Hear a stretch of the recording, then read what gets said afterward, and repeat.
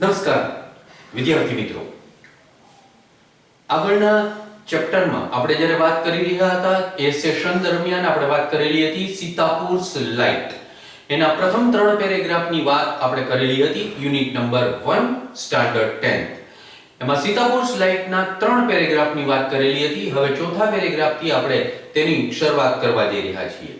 શું લખે છે જુઓ. The roof of a sturdy brick walled home in each village is always chosen as the site for the panels and battery. જે જગ્યા ઉપર આ પેનલ ફિટ કરવાની હોય છે, મકાન કેવું હોય છે તો એનું રૂફ એટલે એની છત. એ છત કેવી છે તો કે સ્ટર્ડી, મજબૂત. સમાનાર્થી શબ્દ થાય સ્ટ્રોંગ, એડજેક્ટિવ છે.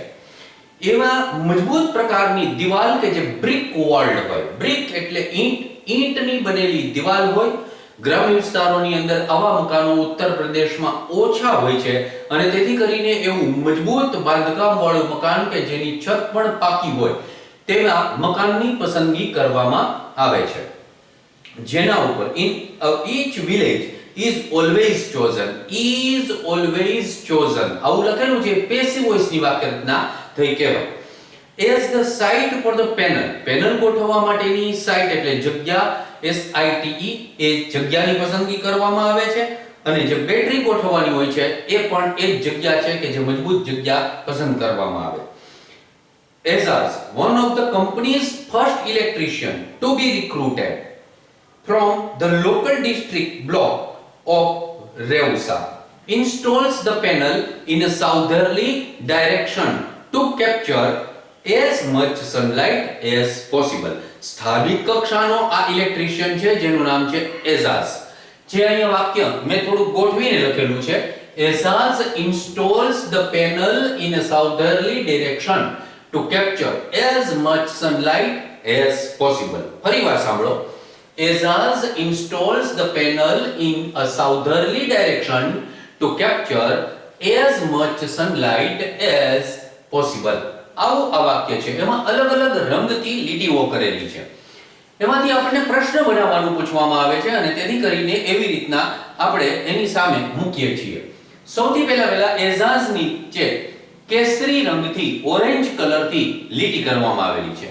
આવી રીતના લીટી કરીને આ વાક્ય મૂકવામાં આવેલું હોય તો તમારે સમજવાનું કે કર્તાના સ્થાન ઉપર પ્રશ્ન બનાવવાનો છે.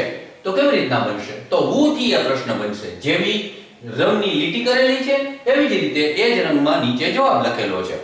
Who installs the panel in a southerly direction to capture as much sunlight as possible.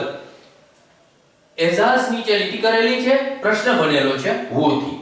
હવે પછી લીલા રંગની લીટી કરેલી છે, a southerly એટલા પાર્ટ નીચે લીટી કરેલી છે. તો પ્રશ્ન કેવી રીતે બનશે? in which direction. આ which થી પ્રશ્ન બનશે. જુઓ, in which direction સાદા વર્તમાન કાળ સાથેનું વાક્ય છે. installs લખેલું છે કારણ કે એઝાઝ ત્રીજો પુરુષ એકવચનનો કરતા એટલા માટે. એટલે અહીંયા મૂકવામાં આવ્યું does. in which direction does Ejaz install. does આવ્યું એટલે અહીંયા ક્રિયાપદનું મૂળ રૂપ. અને પહેલાના લેક્ચરની અંદર પણ આ જ વાત તમને કરેલી હતી કે do, does અને did આવે એટલે ક્રિયાપદનું મૂળ રૂપ આવે. એટલે does Azaz install the panel to capture as much sunlight as possible. વાક્યને અંતે ક્વેશ્ચન માર્ક. અને ત્રીજી લીટી કરેલી છે ગુલાબી અક્ષરની, ગુલાબી લીટી. to capture as much sunlight as possible. જવાબ પણ ગુલાબી અક્ષરમાં આવશે. શેના માટે, શા માટે એવો પ્રશ્ન થયો. આ જે જવાબ આવ્યો ને એ આવો જવાબ છે. to capture as much sunlight as possible એટલે શા માટે, શાના માટે આવો પ્રશ્ન બને. તો why થી પ્રશ્ન બને. why does Azaz install the panel in a southerly direction. દક્ષિણ દિશામાં એઝાઝ શા માટે પેનલ ફિટ કરે છે, લગાવે છે. બરાબર? તો આવી રીતના 3 પ્રશ્ન આમાંથી બની શકે. આમાંથી પરીક્ષાની અંદર કોઈ પણ એક પ્રકારે પૂછાય પણ આપણને અહીંયા આ વાક્ય લાંબુ આપવામાં આવેલું છે એટલે એમાંથી આવા 3 પ્રકારના પ્રશ્નો તમારી સામે મૂકવામાં આવેલા છે. આ સિવાયના પણ પ્રશ્ન બની શકે પણ આપણે એક જ વાક્યમાં બધું લઈ લેતા નથી, પણ તેમ છતાં પણ તમારી સામે 3 આવા પ્રશ્નો રજૂ કરેલા છે. એમાં આગળ જે વાક્ય આવ્યું એમાં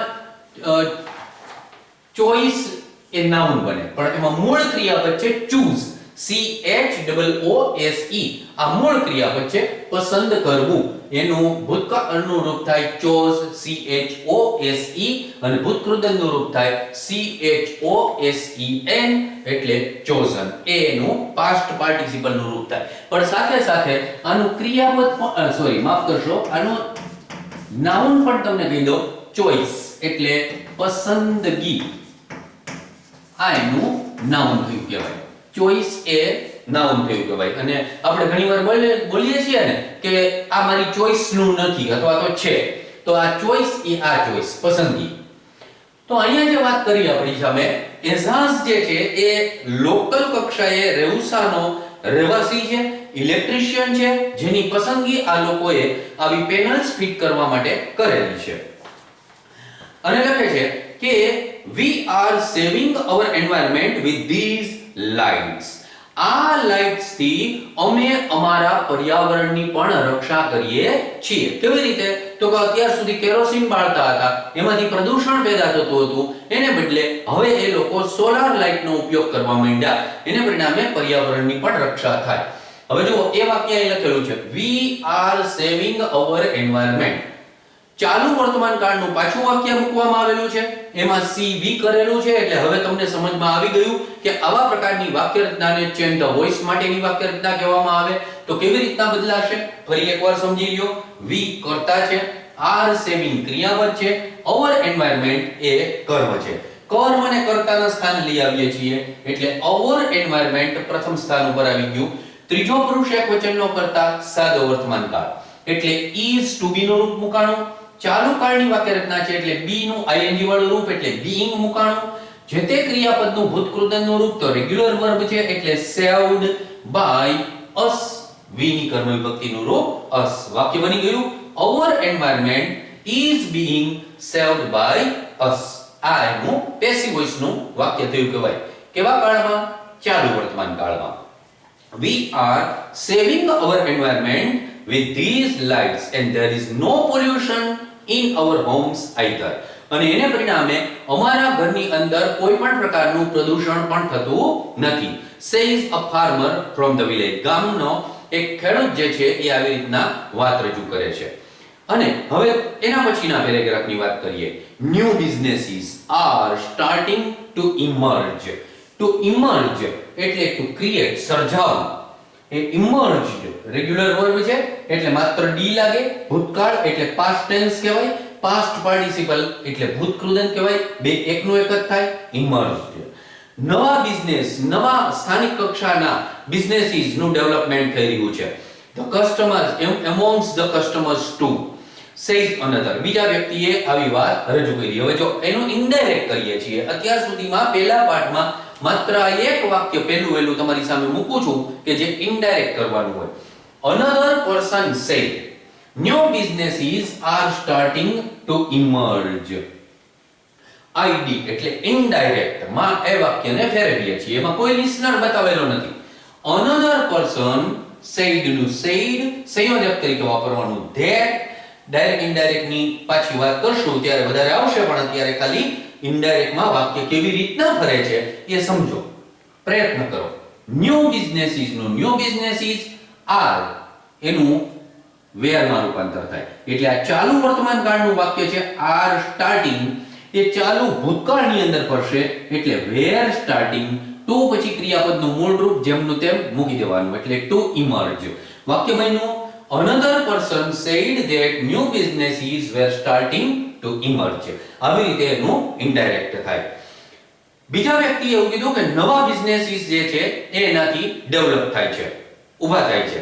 in one village customers are using the light to view sarees by night. એક બીજા ગામની અંદર કસ્ટમર્સ જે છે એટલે કે જે લાઇટ મેળવી રહ્યા છે એવા કસ્ટમર્સ જે છે એ રાત્રિના સમયે સાડી બનાવવા વણવા માટે એ લાઇટનો ઉપયોગ કરે છે. ઇન અનધર, બીજા એક ગામની અંદર one man now has a night business making plastic tablecloth. પ્લાસ્ટિકના ટેબલક્લોથ બનાવવા માટેનો રાત્રિનો બિઝનેસ પણ શરૂ થયેલો છે. આ બધી જે લાભ છે એ એમાંથી પ્રાપ્ત થાય છે. It is nice to have light while we cook and eat. અમે રસોઈ બનાવીએ કે જમીએ તેવા સમયે લાઇટનું હોવું એ ખૂબ સારી વાત છે. Our children are also studying more now. અમારા બાળકો હવે વધુ અભ્યાસ કરે છે.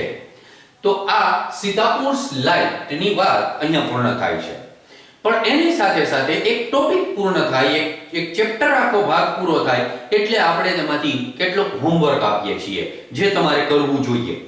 એ હોમવર્ક આવા પ્રકારનું છે. ગુજરાતી નહીં કરું, હવે તમને એટલું અંગ્રેજી ધીમે ધીમે કરતા સમજમાં આવવા માંડવું જોઈએ. What does MGP provide? ફરી એકવાર વાંચો. What does MGP provide? Second question. How much money? જો રૂપીસ હોય ને તો અહીંયા પ્રશ્ન પૂછાણો હોત how many rupees.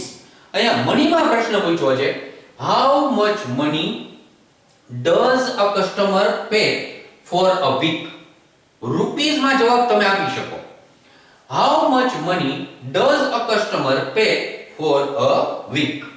બીજું, next, third question.